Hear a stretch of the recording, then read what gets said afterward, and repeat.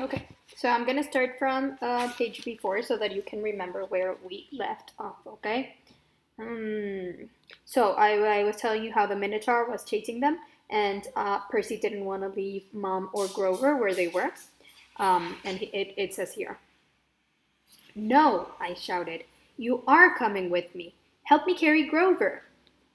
"Food," Grover moaned a little bit louder.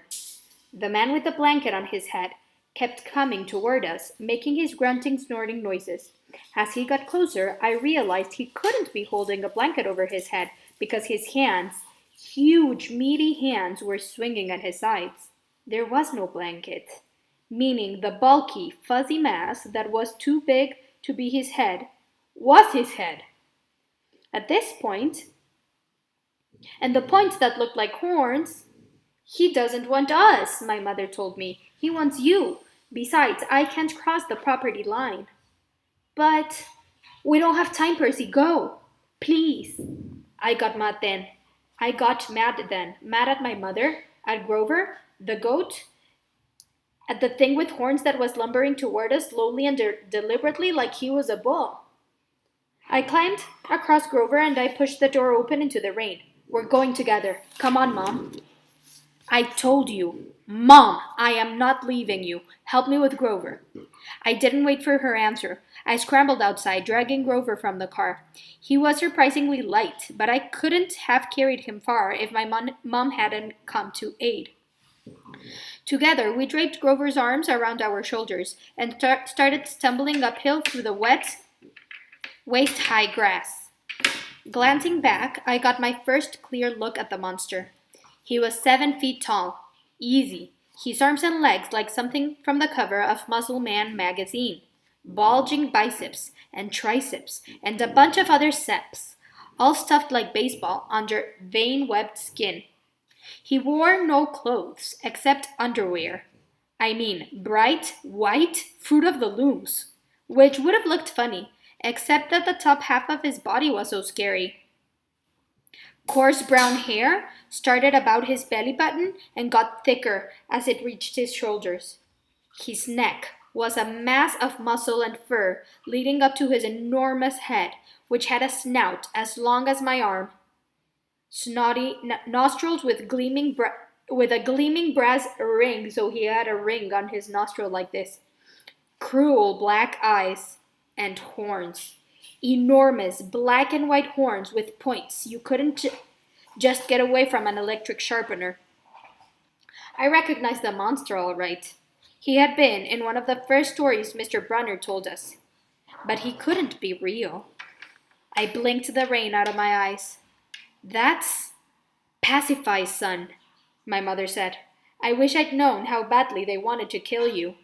But he's the "Don't say his name," she warned. "Names have power." The pine tree was still too far away, 100 yards uphill at least. The pine tree is where the summer camp they want him to go to is. I glanced behind me again. The bull man, hunched over our car, looking in the windows, or not looking exactly, more like snuffling, nuzzling.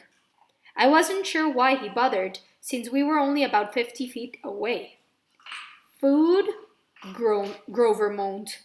"Shh," I told him. "Mom, what's he doing? Doesn't he see us?" "His sight and hearing are terrible," she said. "He goes by smell. But he'll figure out where we are soon enough." As if on cue, the bullman bellowed in rage. He picked up Gabe's Camaro by the torn roof, the chassis creaking and groaning. He raised the car over his head and threw it down the road. It slammed into the wet asphalt and skidded in a shower of sparks for about half a mile before coming to a stop, and the gas exploded. "Not a scratch," I remembered Gabe saying. So do you guys remember that Gabe let them borrow the car to go to the beach, but he had warned Percy to not have a scratch on the car, and now look at the car, what has happened to it. Oops. "Percy," my mom said, when he sees us, he'll charge. Wait until the last second and then jump out of the way." directly sideways. He can change the directions very well once he's charging. Do you understand? How do you know all this? I've been worried about an attack for a long time. I should have expected this. I was selfish, keeping you near me. Keeping me near you? But... Another bellow of rage, and the bullman started thrumping uphill. He'd smelled us. The pine tree was only a few more yards, but the hill was getting steeper and slicker, and Grover wasn't getting any lighter.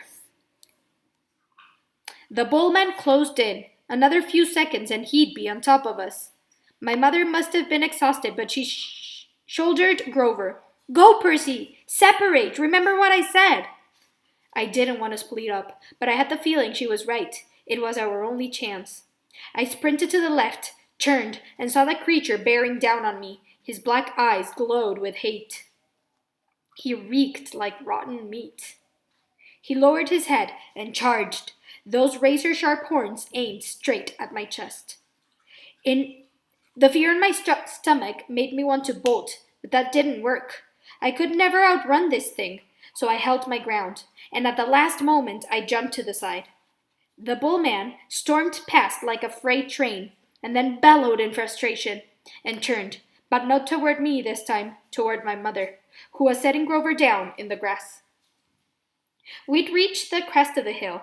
Down the other side I could see the valley just as my mother had said, and the lights of the farmhouse glowing yellow through the rain. But that was a half-mile away. We'd never make it. The bullman grunted, pawing the ground. He kept eyeing my mother, who was now retreating slowly downhill, back toward the road, trying to lead the monster away from Grover. Run, Percy, she told me. I can't go any further. Run! But I just stood there, frozen in fear, as the monster charged her. She tried to sidestep, as she told me to do, but the monster had learned his lesson. His hand shot out and grabbed her by the neck as she tried to get away. He lifted her as she struggled, kicking and pummeling at the air. Mom! She caught my eye, managed to choke out one last word. Go. Then, with an angry roar, the monster closed his fist around my mother's neck, and she dissolved before my eyes, melting into light, a shimmering golden form, as if she were a holographic projection. A blinding flash, and she was simply gone. No!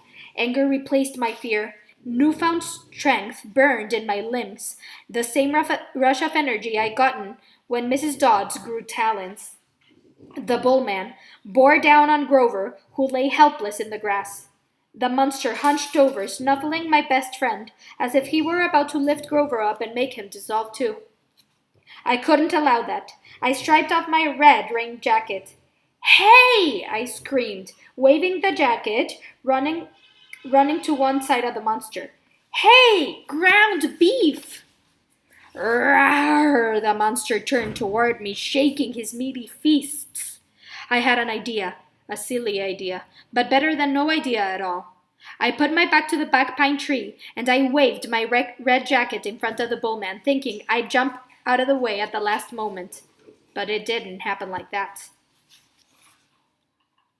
The bullman charged too fast, his arms out to grab me, whichever way I tried to dodge. Time slowed down. My legs tensed. I couldn't jump sideways, so I leaped straight up, kicking up from the creature's head, using it as a springboard, churning in midair, and landing on his neck. How did I do that? I didn't have time to figure it out. A millisecond later, the monster's head slammed into the tree, and the impact nearly knocked my teeth out. The bullman staggered around, trying to shake me. I locked my arms around his horns to keep from being thrown. Thunder and lightning were still going strong. The rain was in my eyes. The smell of rotten meat burned my nostrils. The monster shook himself around and bucked like a rodeo bull. He should have backed up into a tree and smashed me flat, but I was starting to realize that this thing had only one gear, forward. Meanwhile, Grover started groaning in the grass. I wanted to yell at him to shut up, but the way I was getting tossed around, if I opened my mouth, I'd bite my own tongue off. Food! Grover moaned. The bullman wheeled toward him, pawed the ground again, and got ready to charge. I thought about he had